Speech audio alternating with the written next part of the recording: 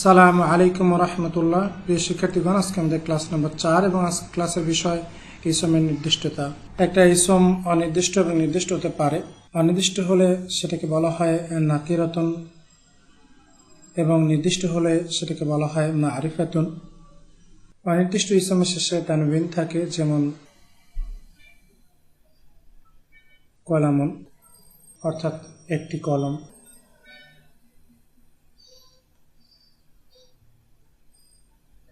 এখানে তানবিন দ্বারা একটিকে নির্দেশ করা হয়েছে। একইভাবে কিতাবুন অর্থাৎ একটি বই।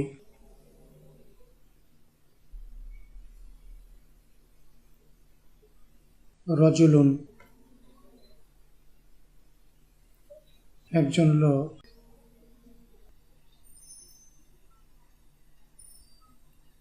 মসজিদুন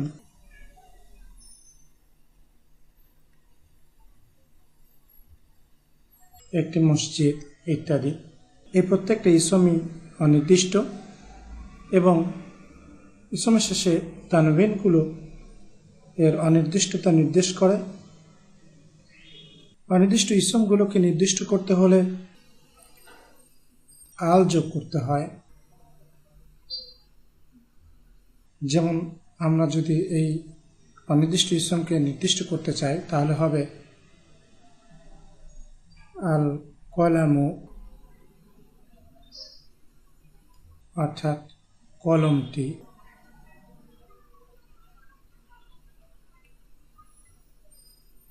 আল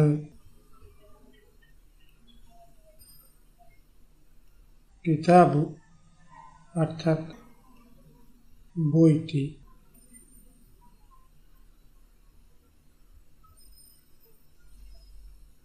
আর রজুলু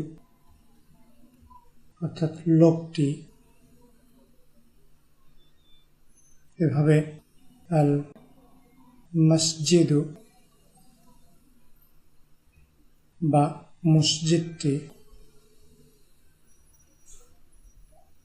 ইত্যাদি।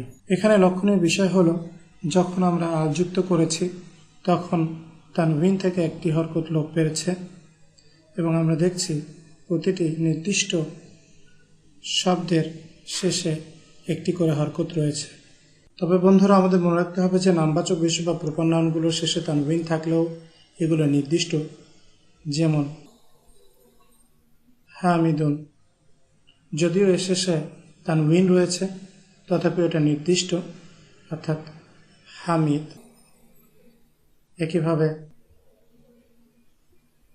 আব্বাসুন অর্থাৎ আব্বাস ইত্যাদি। আরবিতে প্রপার নাউনগুলোকে বলা হয় আলামুন।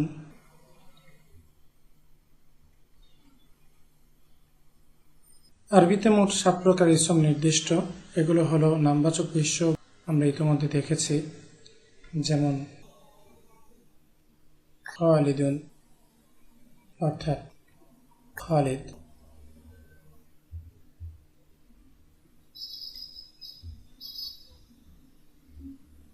বেলালুন অর্থাৎ বেলাল ইত্যাদি। আলযুক্ত জাতিবাচক বিশেষ্য যেমন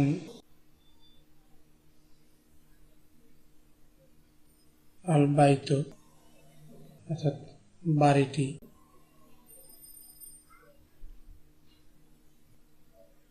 আল কমারু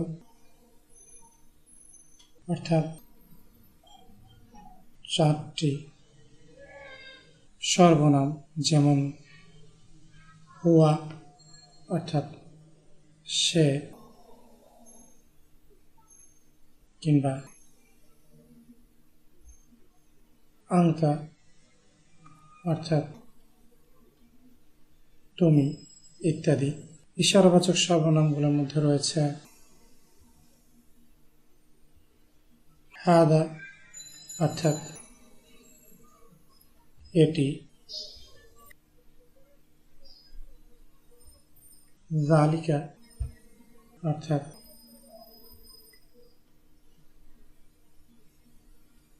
ওইটি। এরপর রয়েছে সম্বন্ধবাচক সর্বনাম, যেমন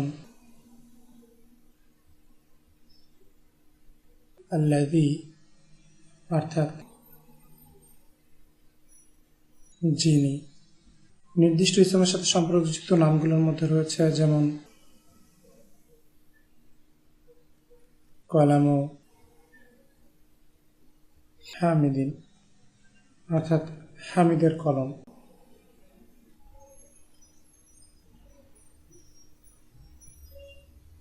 এখানে কলামু শব্দতে যদিও আল নেই, তথাপিও যেহেতু এটা একটা নির্দিষ্ট ইসম হামিদের সাথে সম্পর্কিত হয়েছে, এজন্য এখানে কলম শব্দটি নির্দিষ্ট।